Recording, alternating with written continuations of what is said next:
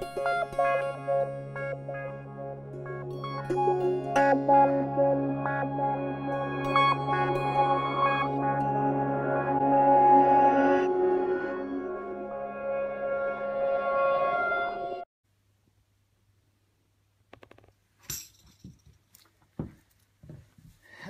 and welcome back to the studio. Right now I'm working on the Tempio delle Clessidre album, which is a wonderful Italian progressive rock band that does it like full on. It's the full Italian prog experience, which I'm enjoying immensely. Oddly enough, one of the favorite things I like to do when I record drums is plan for the percussion parts, because I find them often to be equally as important, and it's an interesting way of shifting balance and being able to put more color into a rhythmic section without like making the drum kit all super strange and weird, even if I enjoy that too, of course. But the section I'm working on now is apparently the chorus section of this track, which in prog is always interesting.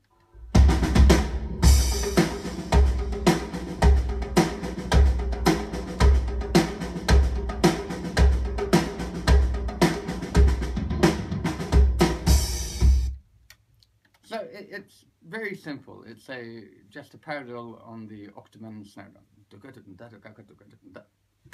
So there's nothing really special going on with that.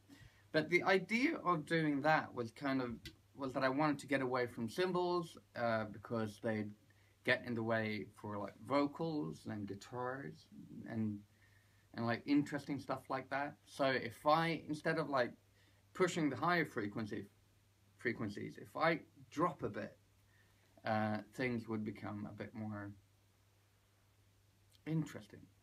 And we've also heard a lot of that hi-hat-y and cymbal-y thing otherwise. And there are sections where I do that, but I thought that it would be a cool thing to do.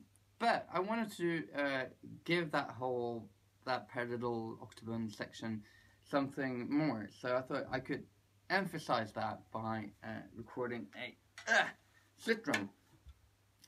And the slit drum is, I guess, an African instrument, and it's a box with slits in it, and they sound like this. And they're obviously all tuned differently, but this one sounds like this. And you can do like.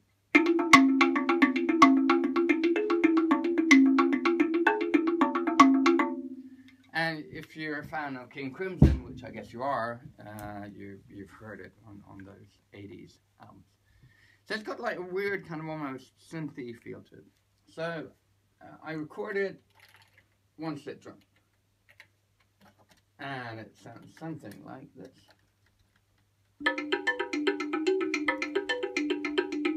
Slightly pitched up.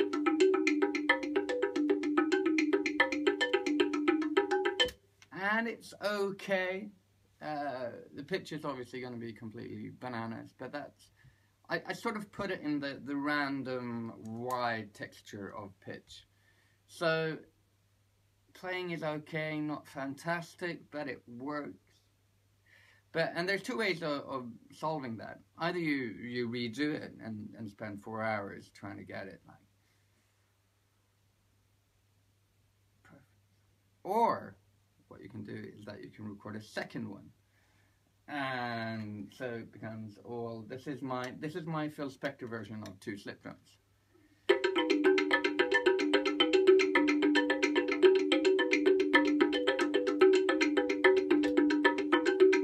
Which is obviously so much better. But the thing is that they're rhythmically, they're in the same neighborhood. Harmonically, obviously, definitely in the same neighborhood, but they're moving kind of randomly because I'm doing like I'm just improvising different melodies on there. So there's no real line to follow. And one way to solve that is to, well, add a third one. But I thought that would be boring and pedestrian. So I took a completely different instrument, the log drum, which is like a very naive, small slip drum with only 2 notes instead of the 6 that are on this bad boy. And it sounds something like this. Maybe you want to turn down your headphones or speakers for this, because this is going to get pretty wild.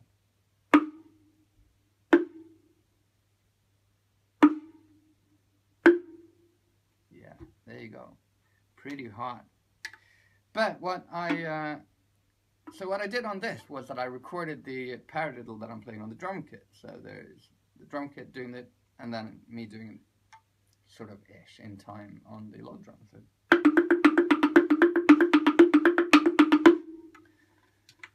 not too exciting, but the thing is that as the log drum is doing that, and it's just like one melody line going, the drums are on top emphasizing that as well. That means that all of a sudden the slip drums have something to play off.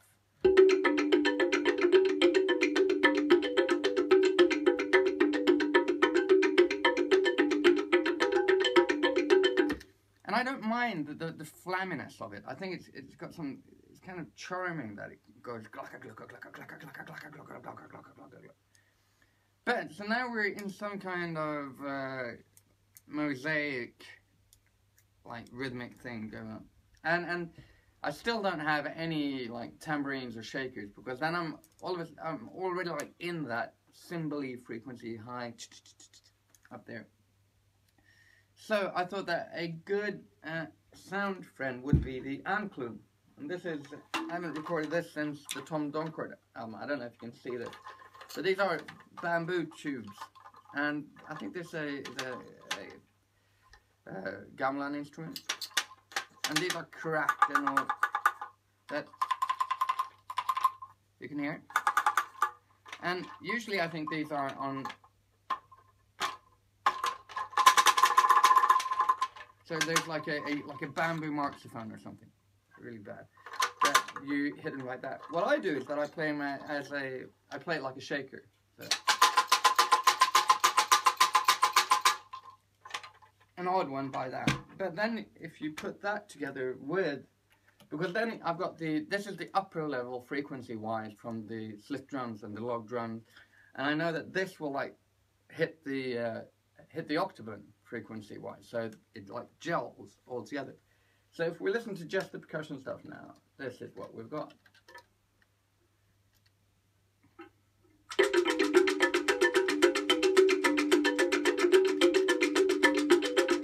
And I really like that, but it's useless if we don't have the drum kit on top. And we put that in, and then you get here the final drum and percussion arrangement for this track. And obviously, I don't know if this is going to end up on the album, because it's not really my choice in the end. I think it sounds really cool and it works, and as an idea it definitely works, but it's about, you know, being in a band, and getting along, you know, playing nice. And all that. All right, okay, here we go. So, here we go.